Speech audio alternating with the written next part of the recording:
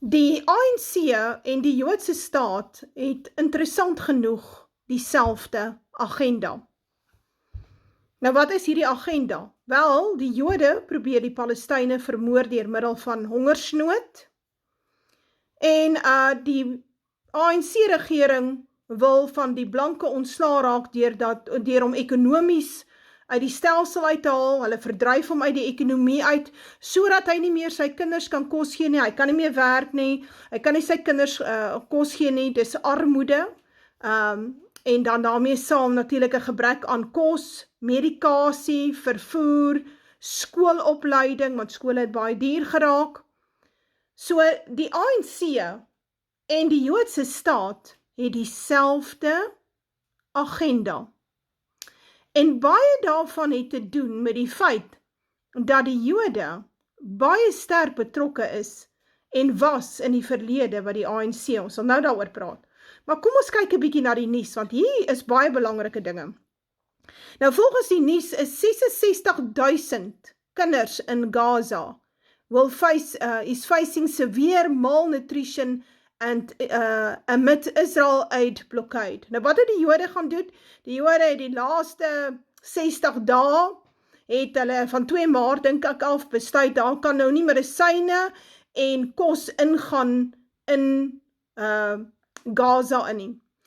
Die Jode het eensydig die wapenstilstand wat hulle gehad het met Hamas, het hulle verbreek, hulle het nie ordentlike redes daarvoor gegee nie, lang stories gemaak, dis die gewone, kyk die Jode sê een ding maar dis eintlik alles leuns. Jesus het hulle daarvan beskuldig reeds in sy tyd, dat hulle loop en lieg oor alles. Nou is die feit dat hy vir hulle gesê het, hulle is moordenaars. Maar hoe dit ook al sê, kyk dit wat ek nou sê, kan jy deesdae nie meer in ander lande sê nie, want dan is jy 'n antisemitis. So jy mag nie die waarheid praat, as jy die waarheid praat, dan is jy 'n Jodehater. Nou ja, maar my Bybel sê, ons moet maar die waarheid praat, né? Die waarheid maak ons vry. Nou, kom ons kyk wat doen die ANC. Nou die ANC het begin met 'n plan hierso. ANC sinks to new low as race quotas ban colored population group from employment in certain provinces. Nou hierdie is die DA se opskrif. Dit gaan oor hierdie Employment Equity Act wat hulle probeer deurvoer. Nou die DA is interessant genoeg 'n party wat anti-blank is, anti-boerevolk is eintlik 'n Joodse Britse party. Hulle kry geld van hierdie Endowment for Democracy, wat eintlik 'n vreeslike linkse organisasie is, wat eintlik iets van die CIA is, 'n CIA dogterorganisasie, 'n USAID organisasie. Dit is die rede hoekom die DA nog bestaan, want hy het befondsing van buite af. Hy is eintlik 'n derde magbedrywigheid binne in Suid-Afrika.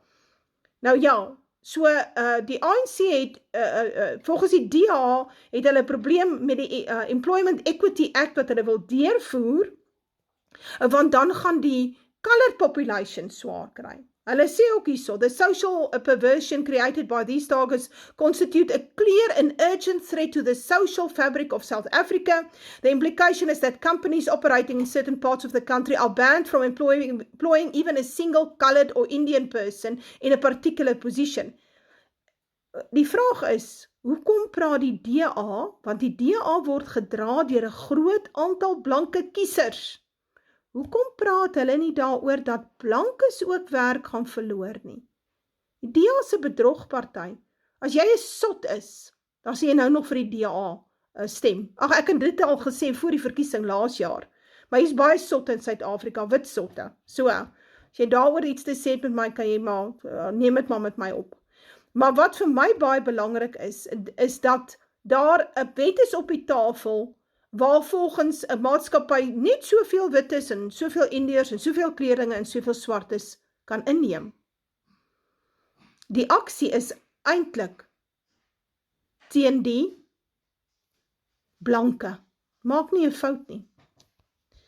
Nou, as jy bietjie kyk in die nuus, do white people have a future in South Africa? Nou hierdie artikel kom van 20 Mei 2013 af.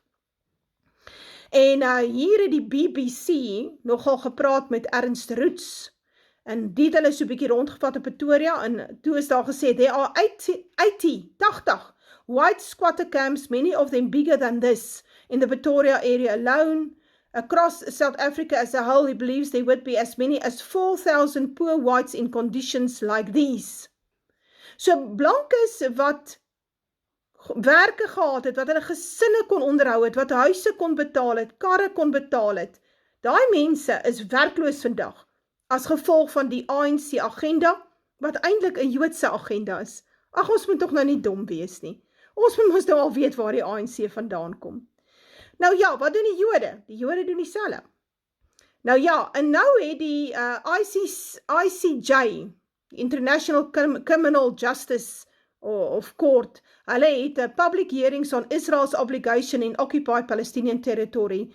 Dus hier van 2 Mei af, omtrent vir 'n week, 40 lande het deelgeneem daaraan, en die Jode het natuurlik gesê, dis 'n sirkus, en dis alles oor antisemitisme, want dit is altyd hulle go-to, en maar, hierdie byeenkoms is deur 40 lande ten minste bygewoon, en ek weet die Russe het gekla oor die, het gesê, maar dis 'n probleem vir hulle, die Chinese het gekla, Bolivia het gekla, Maleisië het gekla, selfs die Britte het iets te sê gehad daaroor. Die Chinese het iets gesê, China says Gaza humanitarian crisis unprecedented, urges ICJ to uphold the law. Reg, en hier het ek 'n stukkie, Michael Wood, also speaking from the UK, underlined Israel's obligation under the UN Charter. Nou ja, he says Israel must respect the legal capacities, privileges and immunities of the UN and its agendas.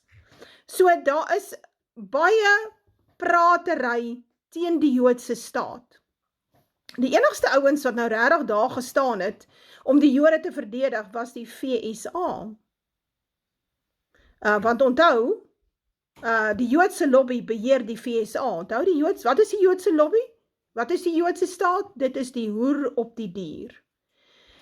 Baie belangrik om te verstaan. En ek het nou nogal gekyk, dat ons ek wil net kyk of ek nie vir julle die aanleiding kan gee nie. Nou ja, at least 57 Palestinians starved to death under Israel's blockade of Gaza. Daar sê, as trucks carrying vital supplies pile up at border with Egypt, hulle staan by die grens, hulle kan nie inkom nie, hungry children look through rubbish for food. Weereens, kyk mooi, jy weet as 'n ou se onderrokkie so begin uithang, en die ANC se onderrokkie hang lankal uit, en die Jode sin het ook nou begin duidelik uithang, dan begin jy verstaan met watter boosheid het jy regtig te doen. Nou hier het ek 'n baie oulike artikel ontvang, African National Congress, ANC. In 1963, a group of Jews founded the African National Congress. The ANC was funded by Lionel Bernstein, Bob Heppel, Dennis Goldberg, Arthur Goldreich, Heysel Goldreich, and James Cantor, with a few African frontmen, Nelson Mandela, Walter Sisulu, Govan Mbeki, Raymond Mhlaba, Ahmed Kathrada. Nou hierdie is ouens wat almal betrokke was by die Rivonia verhoor. Ons weet die ANC kom daar van 1913 af.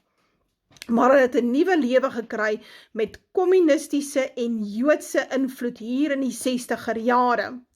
Onder andere ouens soos hierdie dame Ruth First, die vrou van Joe Slovo, Jode, het alles te doen gehad met nuwe lewe wat die ANC ontvang het, ook weer van buitelanders af, en dit is 'n baie sterk Joods georiënteerde party, en dit is een van die redes hoekom die Jode natuurlik so kwaad is vir die ANC, want hulle voel die ANC het die puppet master se hand geloop en byt. Maar, iets wat ek net wil hê jy moet vandag verstaan, is die Jode en die ANC dieselfde agenda. Naamlik, ons moord die vyand, wat hulle beskou as die vyand, uit, deur middel van enigiets, onder andere hongersnood, en ons gaan jou uit die ekonomie uithaal, dat jy nie jou vrou en jou kinders kan kos gee in Suid-Afrika nie, sodat jou kinders ook in asblikke kan gaan rondkrap vir kos. Dis waarin die ANC met jou op pad is. Nou ja, interessant, die adders in die nes.